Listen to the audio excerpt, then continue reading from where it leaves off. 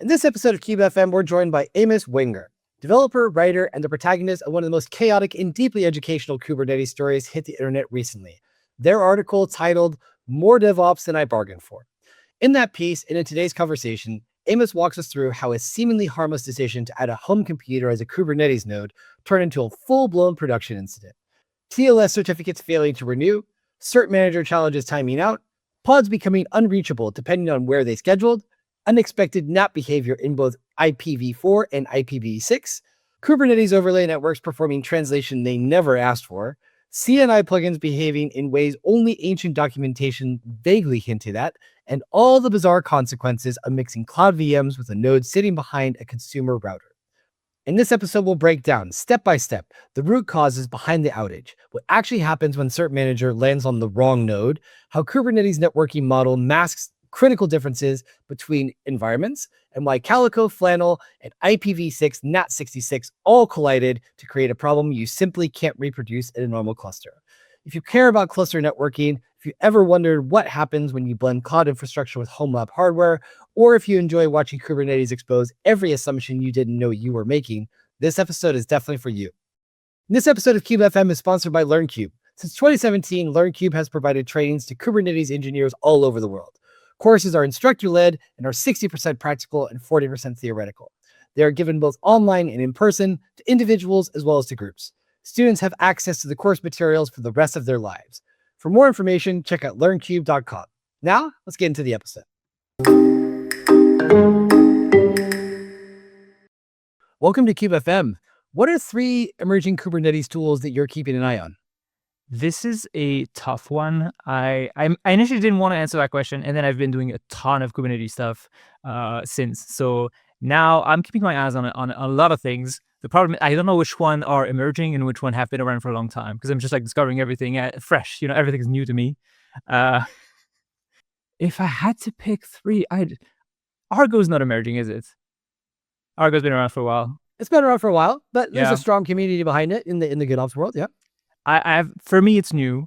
It's emerging in my mind, and Argo CD is like a game changer in terms of just clicking around. Before that, it was K9s. K9s was another game changer. So we went from like kubectl in the console to like K9s with UI, and then Argo CD. Does anything else come to mind? I'm keeping an eye on like my own SSO software, because I've tried the options that we have right now. I tried Keycloak. I tried the one that starts with Z that I forgot, and I'm not happy with any of the options. Bart, I think I'm gonna come up with my own, because for UI reasons and tech stacks reasons, and so I'm keeping an eye on my own stuff, I guess. Okay. Sounds like there's an opportunity there for growth. In terms of what you do and who you work for, can you tell me more about that?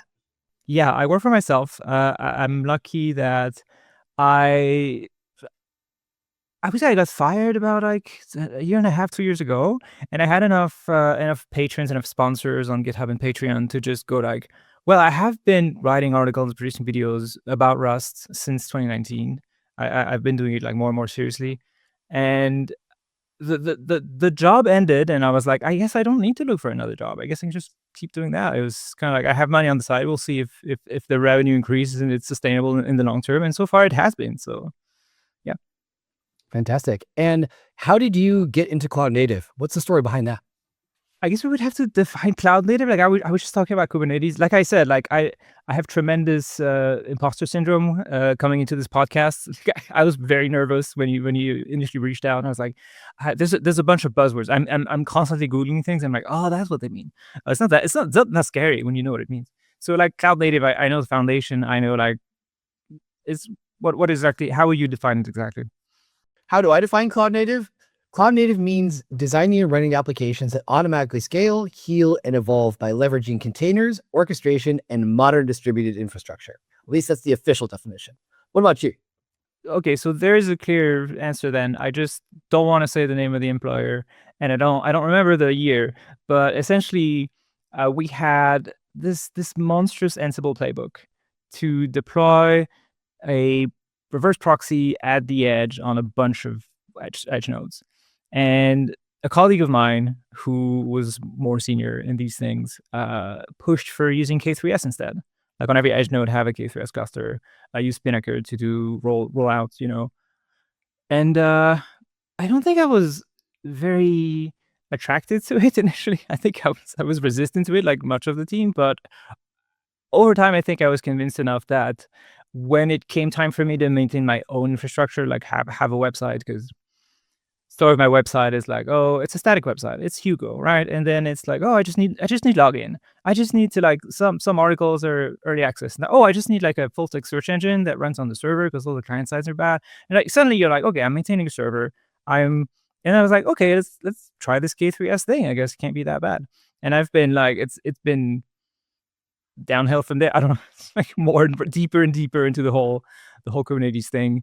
And now I'm like super into it to the point that I was looking at like some vendor offering, or like you get containers all around the globe. They scale to 0. You pay almost nothing. We do everything for you. We do like terminate TLS and everything. And I was like, this sounds super cool, and it would definitely cost less than what I have right now, but I don't want it. Like I just my cluster is too comfortable. I know how to do observability. I know how to do everything. I don't want it.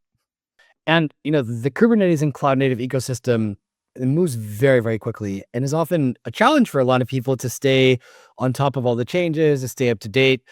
Some people prefer blogs, some people prefer videos, some people prefer podcasts. What works best for you?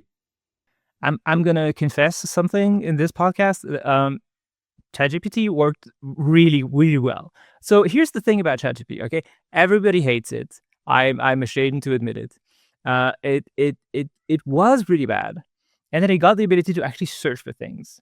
So if you get a sense that it's an adversarial conversation, like sometimes it just makes things up, and you just have to say that sounds wrong, and then you're like, do more research, and you can learn. Like it's not a source of truth for sure, but it's a great kind of fuzzy search when you don't know what you should know.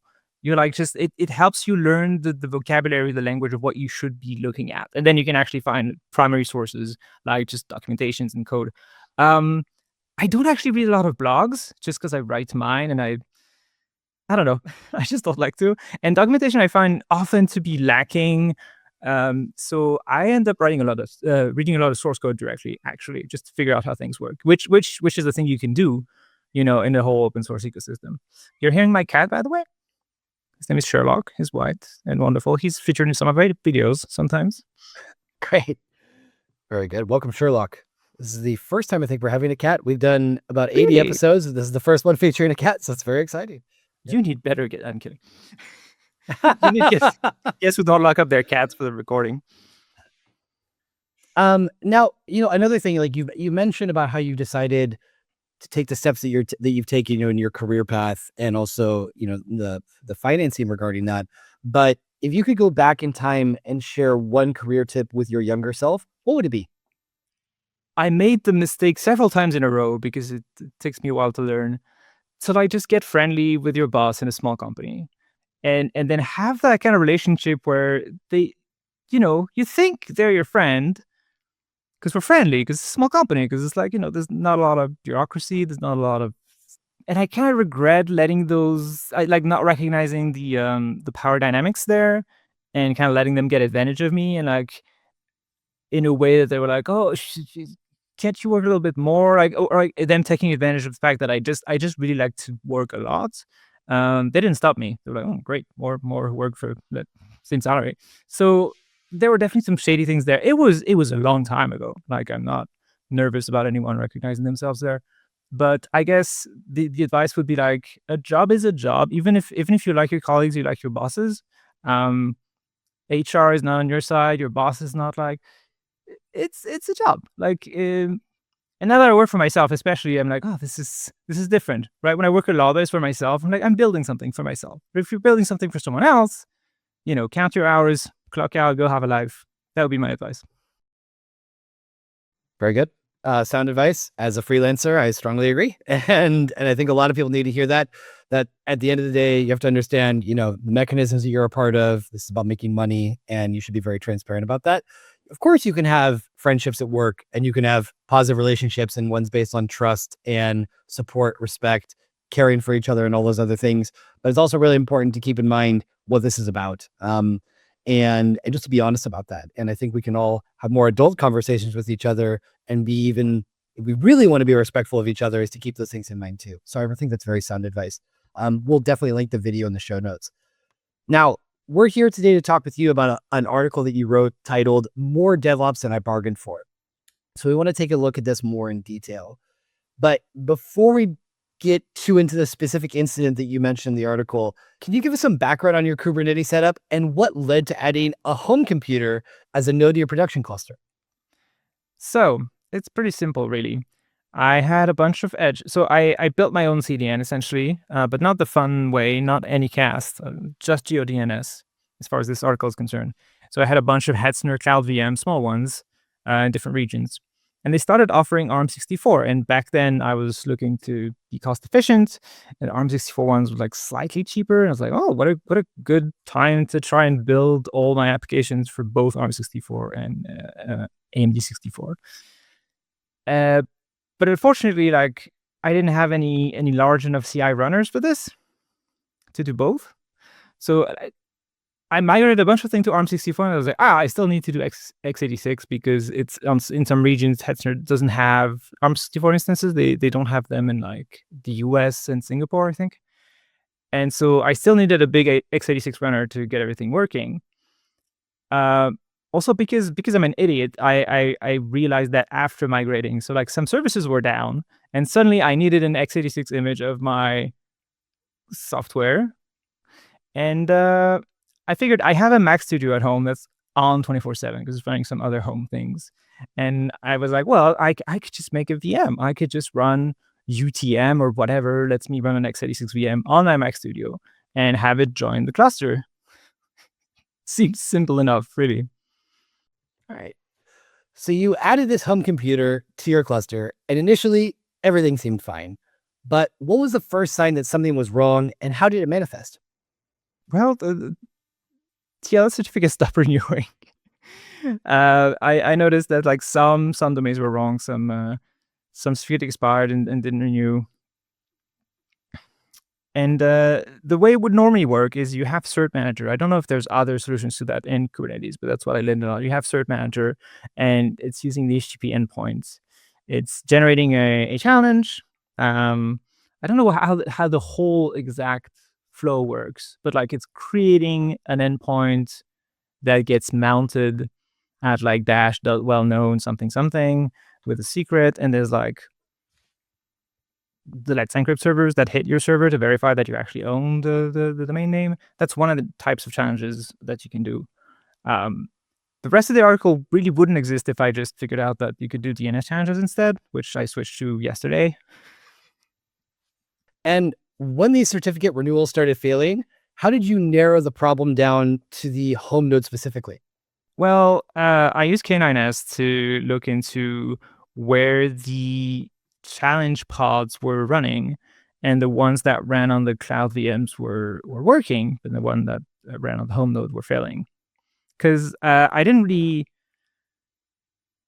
You can specify, you can specify node cyclers, you can specify tolerations. There's a bunch of ways to control where pods get scheduled, and I guess I didn't lock down well enough what could get scheduled on the home node. I could have tainted it in some way, and then I wouldn't have had this problem. I could have. There's so many different ways I could have prevented this from happening. But the point is, it was kind of a free for all, and the scheduler saw some free compute, some free resources, and they're like, yeah, sure, why not put the challenge over there? All right. Now let's talk a little bit more about why the home node was different. Your cloud VMs have public IP addresses, but your home computer sits behind your router. How did this difference in network setup cause problems? Well, it's quite simple, really. I also have a video about this called I've just had 3 coffees and I'm going to explain to you how the internet works or something like that. And the problem is that we don't have enough IPv4 addresses, so we're kind of cheating by. Well, we don't have enough IPv4 addresses for all the internet-enabled devices on Earth. So all the devices in my house are sharing one public IPv4 address. And it works in one direction. My node was able to, like my Mac Studio, the VM in my Mac Studio was able to go and join the cluster. But when Let's Encrypt came knocking to try and validate the challenge, then it couldn't. because it hits the router, and the router is like, I'm not expecting a call on this port. Goodbye, and that's it. So you started debugging this network path issue, and in the process, what tools did you use to understand how the traffic was actually flowing? So my go-to is, of course, K9S, where you can see nodes, you can see their IP addresses, you can get information about the pods and everything, but that's not enough. Even though it lets you shell into an existing pod, I tend to have slim images that don't even have curl. So what you want to have is a debug pod next to that, and that's where netshoot comes in. Netshoot is just the namespace actually. It's Nikoraka netshoot, yeah, which has curl and a bunch of other network tools, and that's where you can see what the traffic is actually doing. So from there, mostly, IP adder, like which is from IP2 tools. And we don't use ifconfig anymore. This is macOS. And then traceroute, of course, the traceroute was not actually that helpful. And then just curl, just curl it and see where it goes. And at this point, you discovered that your cluster was doing something called NAT, or network address translation, for both IPv4 and IPv6. Can you explain what was happening with the network traffic? So what I expected was, because I have real IPv6, I have like IPv6 support. My home internet service provider gives me an IPv6 prefix. So what I expected would happen was, for IPv6 at least, that the VM would have its own IP address taken from that prefix, and it would be publicly routable, so reachable from the outside and everything. However, this is not how it works for IPv6 for sure. And for IPv4, what ended up happening is that the node's address was not taken from the CIDR range that I configured for my nodes. It was taken from the LAN net. Like it was 192.168.0.100 or something, instead of being from in the 10.x range. Now, this IPv6 behavior surprised you because your home internet has real IPv6 addresses. Why was the cluster still translating these addresses?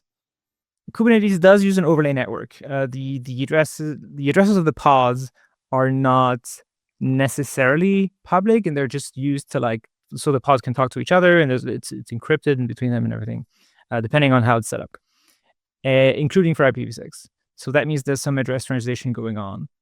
In the case of this article, which got very confusing, there was also NAT going on inside of the VM hypervisor on macOS. So there were multiple levels of IPv6 translation going on.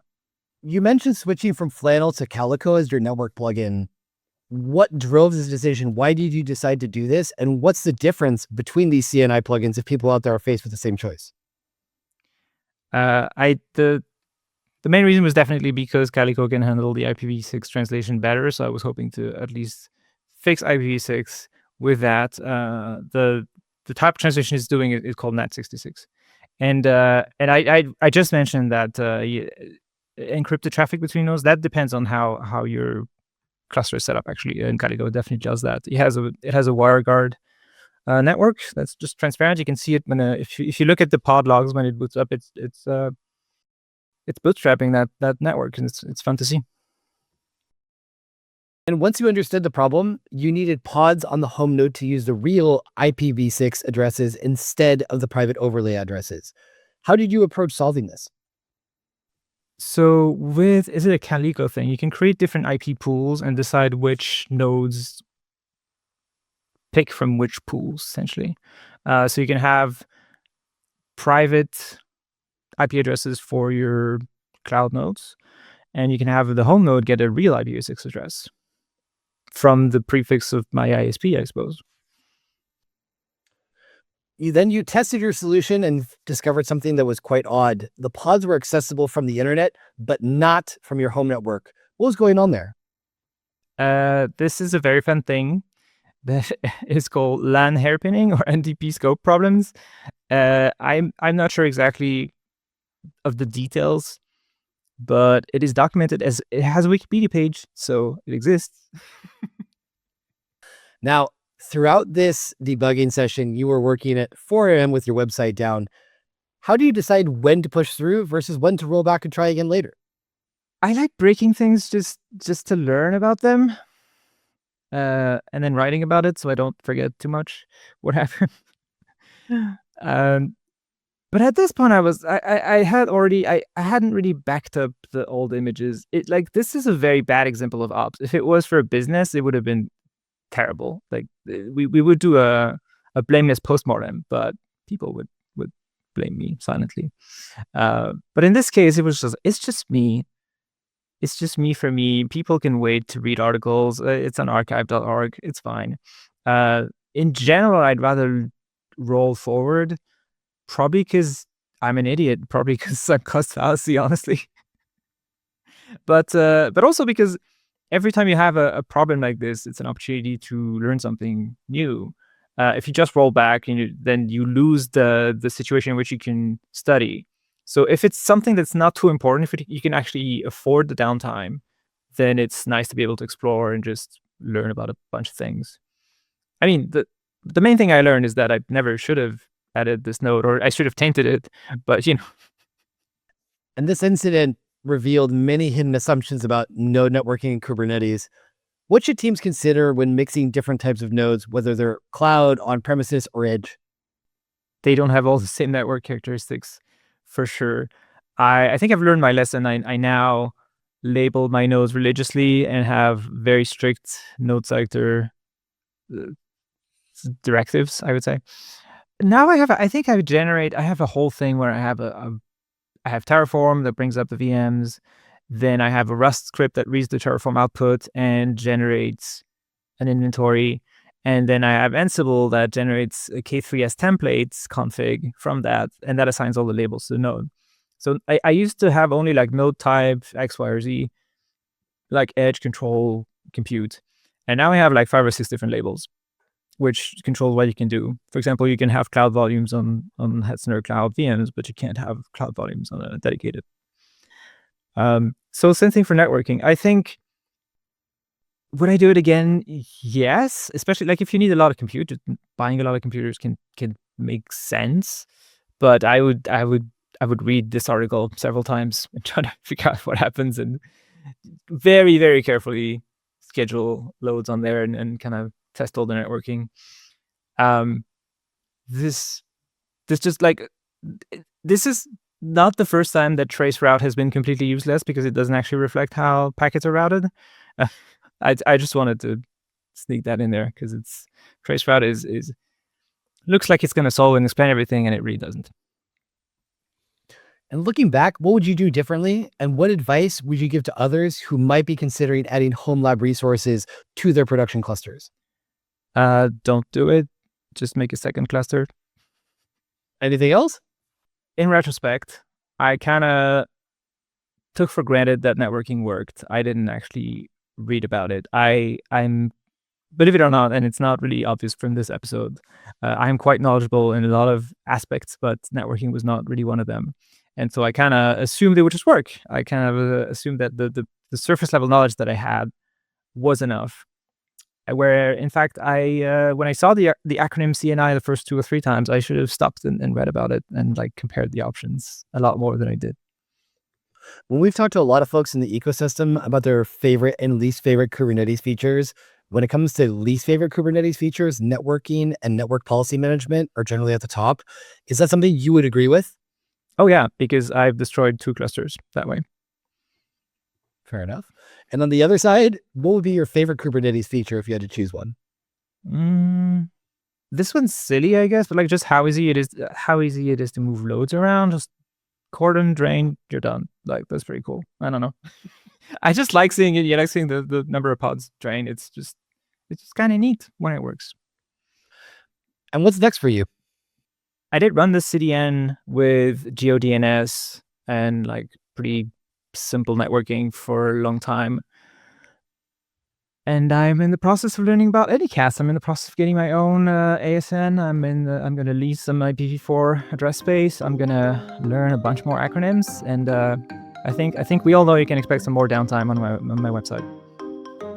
Fair enough. And if people want to get in touch with you, what's the best way to do that? Probably go to my YouTube channel, watch something, and then leave a comment. I always read my comments. Fantastic. Well, thanks so much for joining us today on KubeFM. Look forward to speaking to you again in the future. Take care.